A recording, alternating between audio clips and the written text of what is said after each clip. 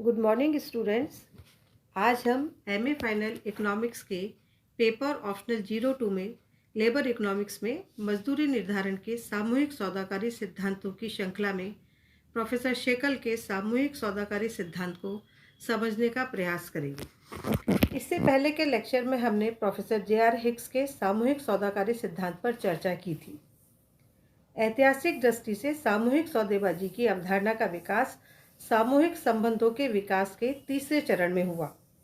उत्पादन कार्य की प्रारंभिक स्थिति में फल की प्राप्ति शक्ति के आधार पर की जाती थी, दूसरी स्थिति में सामाजिक विधान के आधार पर और तीसरी स्थिति में पारस्परिक विचार विमर्श एवं समझौते के आधार पर सामूहिक समझौते का निर्धारण एवं फल का वितरण प्रारंभ हुआ। यहीं से सामूहिक सौदेबाजी का सूत्रपात हुआ।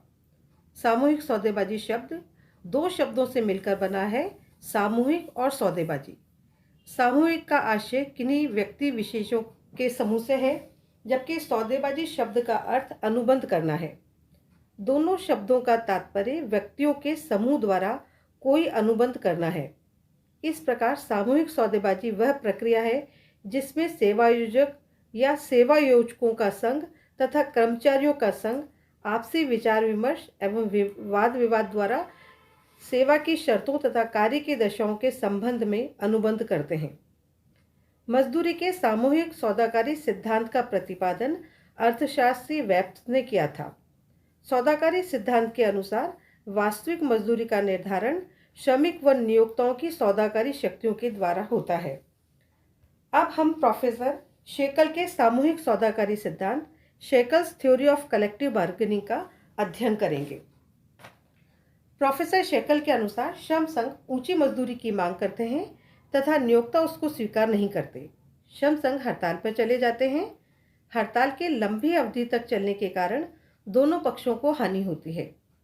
हड़ताल के दिनों में श्रमिकों को मजदूरी नहीं मिलती, इसलिए श्रमिकों को मजदूरी की हानि होती है, जिससे उनका असंतोष बढ़ता है तथा दूसरी ओर नियोक्ताओं को हड़ताल के दिनों में उत्पादन व लाभ की हानि होती है। इसलिए नियोक्ता हड़ताल को समाप्त कराने के लिए मजदूरी दर को बढ़ाना स्वीकार कर लेते हैं। मजदूरी वृद्धि से श्रमिकों की संतुष्टि बढ़ती है। इस प्रकार जिस बिंदु पर संतुष्टि व असंतुष्टि बराबर होते हैं वही साम्य की स्थिति आ जाती है तथा उसी बिंदु पर मजदूरी दर का निर्धारण हो जाता है। अब हम प्रोफेसर शेकल के मजदूरी के सामूहिक सौदाकारी सिद्धांत को रेखा चित्र के माध्यम से समझने का प्रयास करेंगे। प्रस्तुत रेखा चित्र में OX अक्ष पर हड़ताल की अवधि तथा OY अक्ष पर मजदूरी को मापा गया है। रेखा चित्र में प्रारंभ में श्रमिकों को OW मजदूरी मिल रही होती है। अब श्रमिक या श्रम संघ ऊंची मजदूरी की मांग करते हैं। नियोक्ता उस सीमा तक ऊंची मजदूरी देना नहीं चाहते।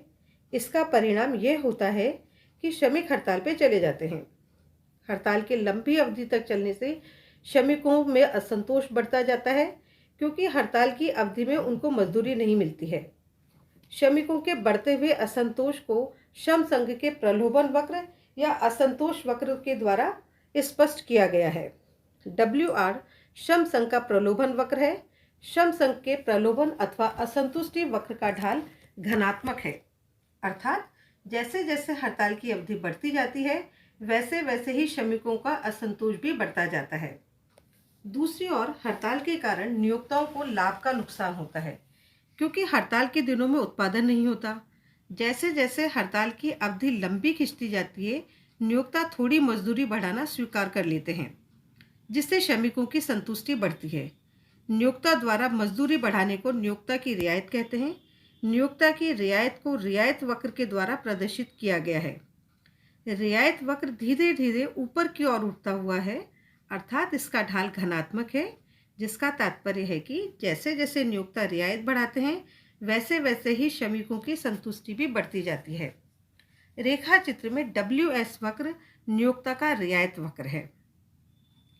जैसे जैसे हड़ताल की अवधि बढ़ती है वैसे वैसे ही दोनों पक्ष समझौता करने का मानस बनाने लगते हैं।